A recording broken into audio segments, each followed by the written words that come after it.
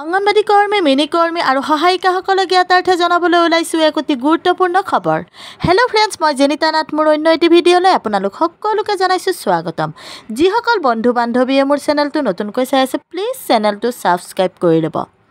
আজিৰ এই ভিডিঅ'ত অঙ্গনবাড়ী সম্বন্ধীয় কেইবাটাও গুৰুত্বপূৰ্ণ খবৰৰ লগতে অঙ্গনবাড়ী কৰ্মী সহায়িকাসকলৰ মাননি বৃদ্ধিৰ খবৰ আপোনালোকলৈ আগবঢ়াইছোঁ।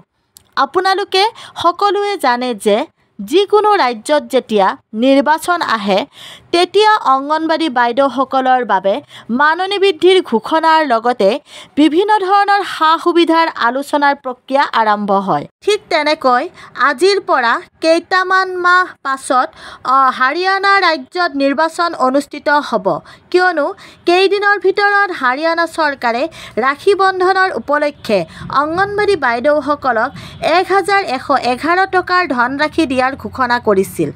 হাৰিয়ানা চৰকাৰী অঙ্গনবাড়ী বাইদেউসকলৰ বাবে ৰাখী বন্ধনৰ উপলক্ষে ঘোষণা কৰা ধনৰাশি অঙ্গনবাড়ী বাইদেউসকলে হাতত পালে নে নাই সেইটো অঙ্গনবাড়ী বাইদেউসকলেহে জানিব। কিন্তু ইয়াৰ লগতে হাৰিয়ানা চৰকাৰে অঙ্গনবাড়ীৰ মাননি 14,000 টকাৰ পৰা বঢ়াই 14,750 টকা দিয়াৰ কথা ঘোষণা কৰিছিল। তাৰ লগতে আৰু কেইবাটাও ঘোষণা কৰে হাৰিয়ানা চৰকাৰ। আপোনালোক সকলোৱে জানে বৰ্তমান সময়ত হাৰিয়ানাত বিজেপি শাসিত চৰকাৰ চলি আছে আৰু অঙ্গনবাড়ীৰ বাবে যিয়েই কৰি আছে সেয়া বিজেপি চৰকাৰেই কৰি আছে। কিন্তু ইয়াতে আপোনালোকক ক'ব ওলাইছোঁ যে কংগ্ৰেছ দলৰ ফালৰ পৰাও নিৰ্বাচনৰ প্ৰচাৰৰ ৰূপত অঙ্গনবাড়ী বাইদেউসকলৰ লগত সাক্ষাতৰ প্ৰক্ৰিয়া আৰম্ভ হৈছে। লগতে অঙ্গনবাড়ী বাইদেউসকলৰ লগত বিভিন্ন প্ৰতিশ্ৰুতি দিয়াৰ প্ৰক্ৰিয়াও আৰম্ভ হৈছে। দেশৰ মহিলা আৰু শিশুৰ বিশেষকৈ গ্ৰাম্য অঞ্চলৰ গৰ্ভৱতী মহিলা, প্ৰসূতি মাতৃ, কিশোৰী ছোৱালী আৰু 6 বছৰৰ তলৰ শিশুৰ যতন, পুষ্টিহীনতা দূৰীকৰণ আৰু প্ৰাক-প্ৰাথমিক শিক্ষা প্ৰদান আদি কাৰ্যত জড়িত অঙ্গনবাড়ী বাইদেউসকলৰ প্ৰতি চৰকাৰৰ চৰম প্ৰতাৰণাৰ বলি হ'বলগীয়া হৈছে।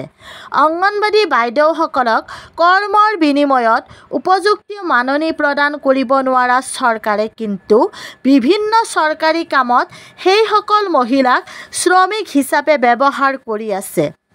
একেবাৰে ন্যূনতম মাননিত কৰ্মৰত এইসকল মহিলাই পেটৰ ভোকৰ তাড়নাত কেতিয়াবা আকৌ আন্দোলনৰ কাৰ্যসূচী ৰূপায়ণ কৰি চৰকাৰক কৰ্মৰ বিনিময়ত উপযুক্ত মাননি প্ৰদানৰ দাবী জনায়। দেশৰ কেইবাটাও ৰাজ্যত মহিলাৰ দাবীৰ প্ৰতি সন্মান জনাই মাননি বৃদ্ধিৰ ঘোষণা কৰি মাননি বৃদ্ধি কৰা বুলি জানিব পাৰিছোঁ। কিন্তু এই ক্ষেত্ৰত আমাৰ ৰাজ্যৰ চৰকাৰৰ ভূমিকা একেবাৰে পৃথক।